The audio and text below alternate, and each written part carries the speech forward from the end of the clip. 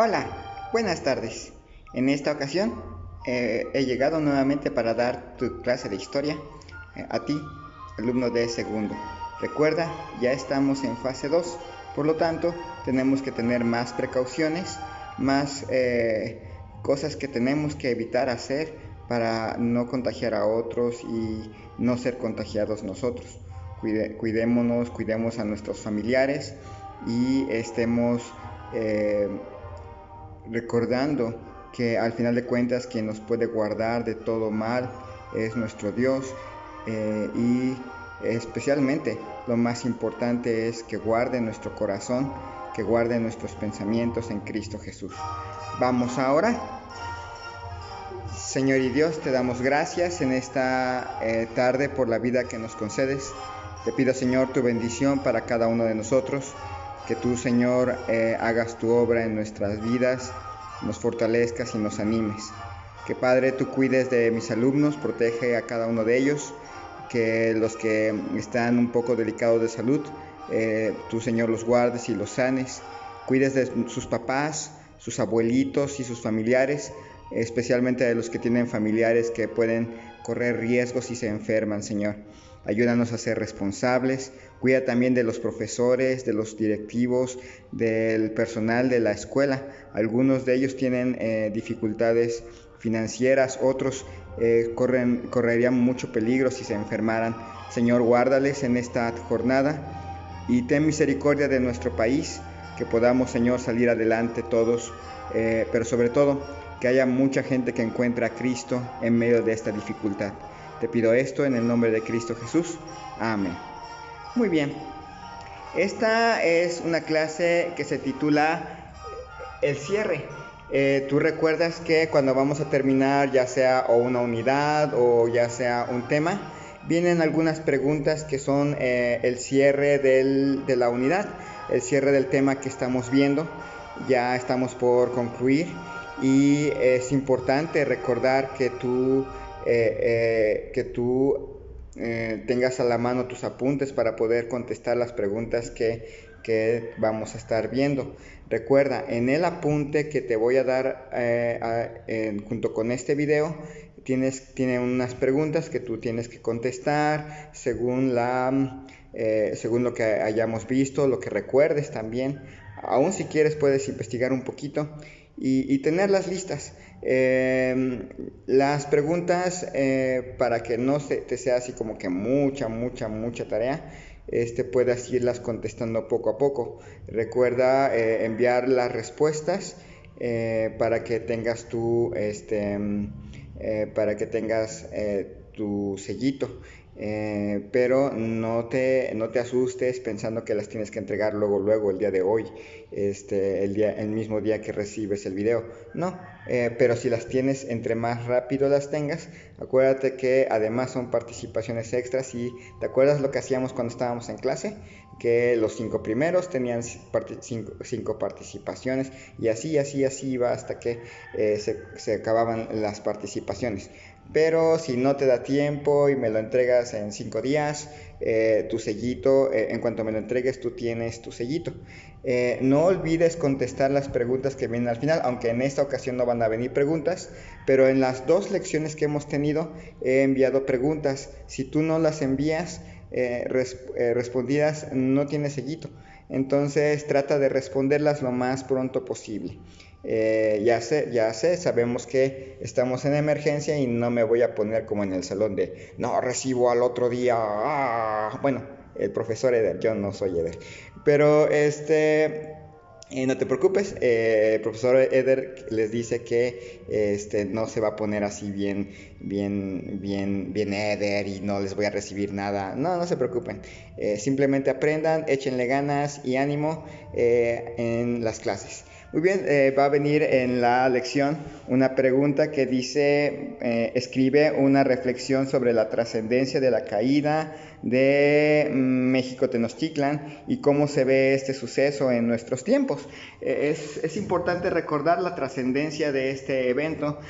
Como te acuerdas, ayer vimos que no significó el final de Mesoamérica ni el final de los pueblos indígenas, pero sí fue un evento muy importante.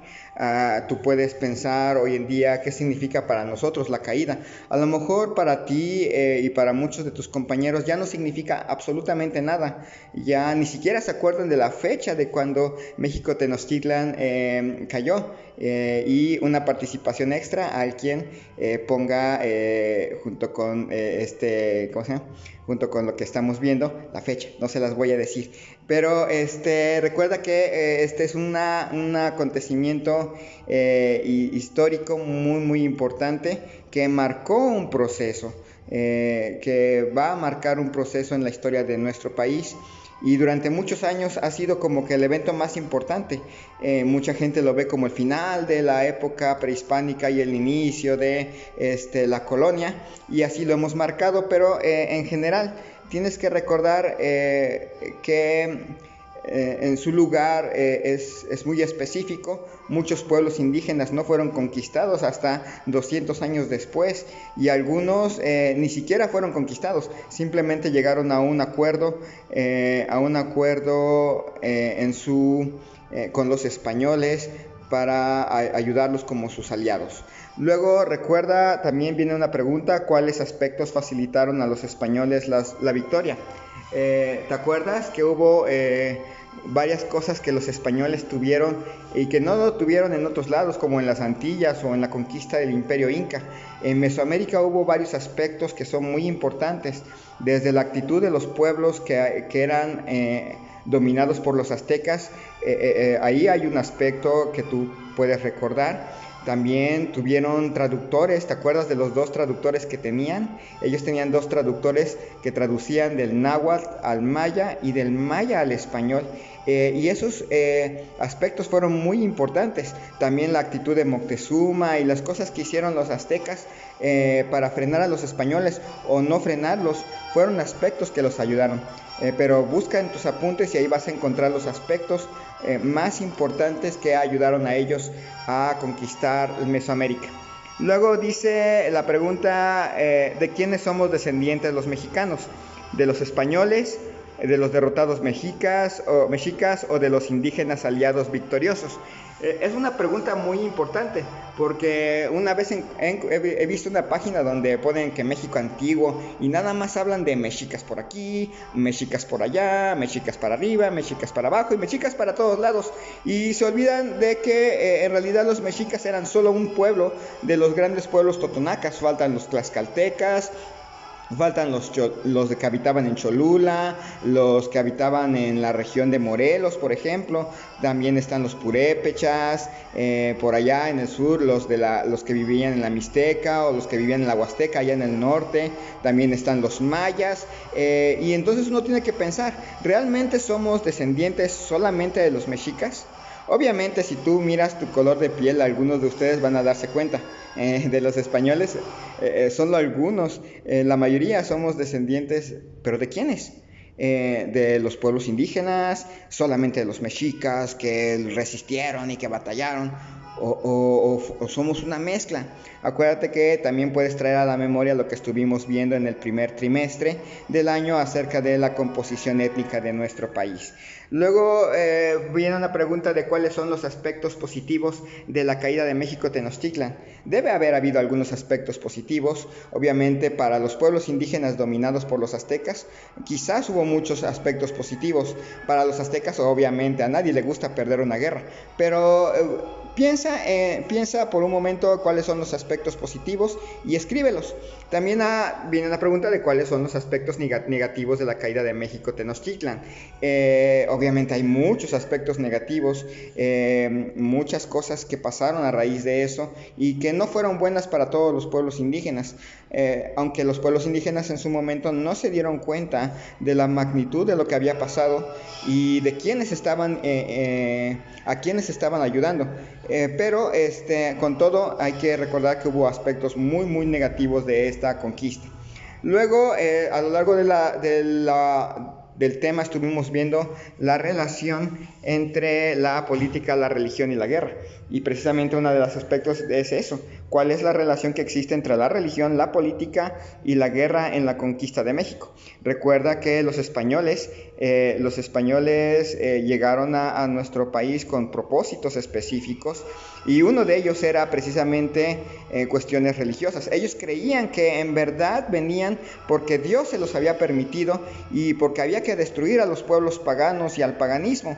Y aunque sabemos en verdad que el paganismo es malo, no es algo que agrade a Dios, lo cierto es que nosotros que conocemos la Biblia sabemos que el mandato de Dios no es ir y matar gente, no es ir y matar y destruir a los paganos y quemarlos, marcarlos, hacerles cosas e imponerles la fe verdadera. El mandato bíblico es ir y hacer discípulos a todas las naciones, pero no ir y golpearlos, matarlos y que si no creen se mueren.